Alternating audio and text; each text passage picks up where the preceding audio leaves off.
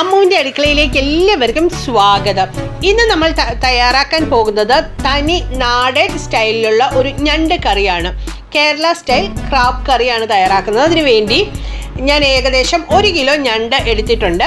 അതൊന്ന് വൃത്തിയാക്കി 4ആയിട്ട് കട്ട് ചെയ്തെടുത്തിരിക്കുകയാണ്. 4ആയിട്ടെന്ന് പറയുമ്പോൾ മെയിൻ ബോഡി 2ആയിട്ടും വലിയ കാലുകൾ 2 മാറ്റിയും എടുത്തിട്ടുണ്ട്. അങ്ങനെ 4 കഷ്ണങ്ങളൊക്കെയാണ് എടുത്തിരിക്കുന്നത്. നല്ല വൃത്തിയാക്കി എടുത്തിട്ടുണ്ട്. അപ്പോൾ നമുക്കിത് തയ്യാറാക്കുന്നത് എങ്ങനെയാണെന്ന് നോക്കാം. ഒരു പാൻ അടുപ്പത്ത് വെച്ച് അതിലേക്ക് 3 ടേബിൾ സ്പൂൺ വെളിച്ചെണ്ണ ഒഴിച്ചു കൊടുക്കുന്നുണ്ട്. വെളിച്ചെണ്ണയിലാണ് നമ്മുടെ നാടൻ കറി ആയതുകൊണ്ട് വെളിച്ചെണ്ണയിൽ തന്നെയാണ് തയ്യാറാക്കുന്നത്. അതിലേക്ക് 1 ടേബിൾ സ്പൂൺ പൊടിയായി അരിഞ്ഞ ഇഞ്ചി ചേർത്ത് കൊടുക്കുന്നുണ്ട്. അതിൻ്റെ കൂടെ 1.5 ടേബിൾ സ്പൂൺ വെളുത്തുള്ളി അരിഞ്ഞതും 4-5 ചെറിയ പച്ചമുളക് ആയതുകൊണ്ട് 5-6 ചേർത്തിട്ടുണ്ട്. പച്ചമുളകും കൂടെ ചേർത്ത് കൊടുക്കുകയാണ്.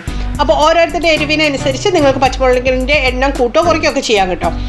അതൊരു മിനിറ്റ് ഒന്ന് വഴറ്റി കഴിയുമ്പോൾ അതിലേക്ക് നമ്മൾ അരിഞ്ഞു വെച്ചിരിക്കുന്ന കൊച്ചുള്ളി ചേർത്ത് കൊടുക്കുകയാണ്. കൊച്ചുള്ളി അഥവാ ചുവന്നുള്ളി ചേർത്ത് കൊടുക്കുകയാണ്. ഞാൻ ഏകദേശം 2 കപ്പ് കൊച്ചുള്ളി അരിഞ്ഞത് ചേർത്ത് കൊടുക്കുന്നുണ്ട് കേട്ടോ. നമ്മുടെ ക്രാബിൻ്റെ അതായത് ഞണ്ടിൻ്റെ ഇറച്ചിക്ക് ഒരു മധുരമുള്ളതായതുകൊണ്ട് നമ്മൾ സവോളയേക്കാൾ അധികം കൊച്ചുള്ളി ചേർത്ത് കൊടുക്കുന്നതായിരിക്കും ഒന്നുകൂടെ രുചികരം. അപ്പോൾ കൊച്ചുള്ളി ചേർത്തൊന്ന് വഴറ്റിയെടുക്കുന്ന കൂടെ നമുക്ക് 1 ടീസ്പൂൺ മഞ്ഞൾപ്പൊടിയും ആവശ്യത്തിനുള്ള ഉപ്പും കൂടെ ചേർത്ത് കൊടുത്ത് നന്നായി വഴറ്റിയെടുക്കാം.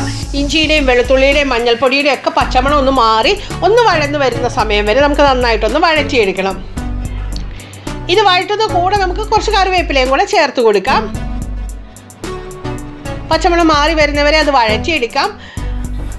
ഒത്തിരി അങ്ങ് ഗോൾഡൻ ബ്രൗൺ നിറത്തിലേക്കൊന്നും വഴറ്റിയെടുക്കേണ്ട ആവശ്യമില്ല. ഇനി നമ്മൾ ഇതിലേക്ക് ചേർത്ത് കൊടുക്കുന്നത് 1 സവോളയാണ്. 1 സവോള നീളത്തിലരിഞ്ഞത് ചേർത്ത് കൊടുക്കുകയാണ്. വേണമെങ്കിൽ നിങ്ങൾക്ക് സവോള തന്നെ ചേർത്ത് കൊടുക്കാം. കൊച്ചുള്ളി ഒഴിവാക്കണം എന്നുള്ളവർക്ക് അങ്ങനെ ചെയ്യാം കേട്ടോ. ഒരു 4 സവോള ചേർത്ത് കൊടുത്താൽ മതിയാകും. സവോള ഒന്ന് വാടി വരുമ്പോൾ നമുക്കിതിലേക്ക് പൊടിവർഗ്ഗങ്ങൾ ചേർത്ത് കൊടുക്കാം. നമ്മൾ ഓൾറെഡി മഞ്ഞൾപ്പൊടി ചേർത്ത് കൊടുത്തിട്ടുണ്ട്. ഇതിലേക്ക് 2 ടേബിൾ സ്പൂൺ മല്ലിപ്പൊടിയും 2 ടേബിൾ സ്പൂൺ കാശ്മീരി ചില്ലി പൗഡറും ചേർത്ത് കൊടുക്കുന്നുണ്ട്. അതിൻ്റെ കൂടെ 1 ടീസ്പൂൺ ഗരം മസാല, 1 ടീസ്പൂൺ കുരുമുളക് പൊടി. അപ്പോൾ എരിവിനനുസരിച്ച് കുരുമുളക് പൊടിയും മുളക് പൊടിയും പച്ചമുളകും ഒക്കെ നിങ്ങളുടെ ഇഷ്ടത്തിനനുസരിച്ച് അഡ്ജസ്റ്റ് ചെയ്യാവുന്നതാണ് കേട്ടോ. പൊടിവർഗ്ഗങ്ങൾ ചേർത്ത് കൊടുത്ത് നന്നായിട്ടൊന്ന് വഴറ്റിയെടുക്കാം. അതായത് മല്ലിപ്പൊടിയുടെയും മുളക് പൊടിയുടെയും ഒക്കെ പച്ചമണം മാറി വരുന്നവരെ നന്നായിട്ടൊന്ന് വഴറ്റിയെടുക്കണം. കരിഞ്ഞു പോകാതെ ചെറു തീയിലിട്ട് തന്നെ വഴറ്റിയെടുക്കാൻ ശ്രദ്ധിക്കുക. ഇനി നമ്മൾ ഇതിലേക്ക് ചേർത്ത് കൊടുക്കുന്നത് അരിഞ്ഞു വെച്ചിരിക്കുന്ന തക്കാളിയാണ്. തക്കാളി പുളി കൂടുതൽ വേണമെന്നുണ്ടെങ്കിൽ 2-3 തക്കാളി ചേർത്ത് കൊടുക്കാവുന്നതാണ് കേട്ടോ. ഞാനിവിടെ ഒരു വലിയ തക്കാളിയാണ് എടുത്തിരുന്നത്. വേണമെങ്കിൽ മീഡിയം സൈസ് ആണെങ്കിൽ 2 തക്കാളി ചേർത്ത് കൊടുക്കാം. അപ്പോൾ തക്കാളി നന്നായി ഇളക്കി യോജിപ്പിച്ചിട്ടുണ്ട്. ഇനി നമുക്കിതൊന്ന് മൂടി വെച്ച് ഒരു 4-5 മിനിറ്റ് തക്കാളി ഒന്ന് വെന്ത് കിട്ടുന്നവരെ ചെറു തീയിലൊന്ന് വേവിച്ചെടുക്കണം.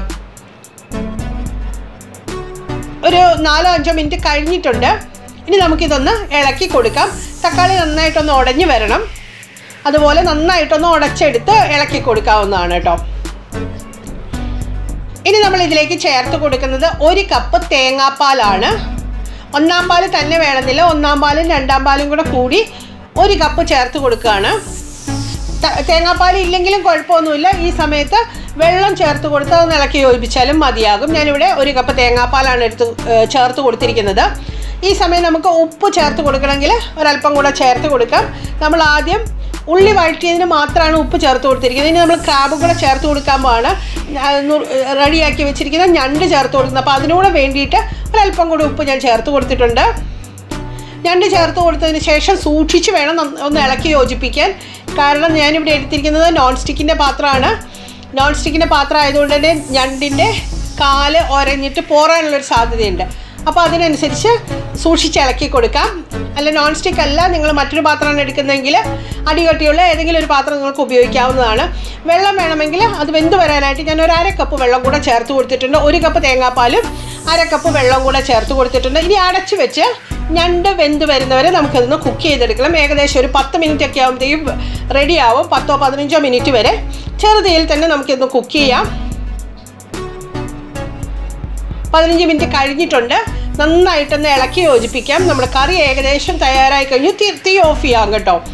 ഞണ്ട് വെന്ത് കഴിഞ്ഞാൽ നമുക്ക് പിന്നെ ആവശ്യമില്ല. വെള്ളം കൂടുതലുണ്ടെങ്കിൽ അത് വേണമെങ്കിൽ വറ്റിച്ചെടുക്കാം. തീ ഓഫ് ചെയ്ത് അതിലേക്ക് കുറച്ച് ഫ്രഷ് കറി ലീവ്സ് ഇട്ട് കൊടുക്കുന്നുണ്ട്. കറിവേപ്പില ചേർത്ത് കൊടുക്കുന്നുണ്ട്. അതുപോലെ തന്നെ നമ്മൾ 2 ടേബിൾ സ്പൂൺ വെളിച്ചെണ്ണ കൂടെ ചേർത്ത് കൊടുക്കുന്നുണ്ട്. ഫ്രഷ് ആയിട്ട് തീ ഓഫ് ചെയ്തതിന് ശേഷമാണ് ഇതെല്ലാം ചേർത്ത് കൊടുക്കുന്നത്. ജസ്റ്റ് ഒന്ന് മിക്സ് ചെയ്യുക. അതിനുശേഷം മൂടി വെച്ച് അടച്ച് വെക്കണം. ഇനി നമുക്ക് വിളമ്പുന്ന സമയത്ത് ഇത് ഓപ്പൺ ചെയ്താൽ മതി. അപ്പോൾ നമ്മുടെ ഞണ്ട് കറി, കേരള സ്റ്റൈൽ ഞണ്ട് കറി തയ്യാറായി കഴിഞ്ഞു.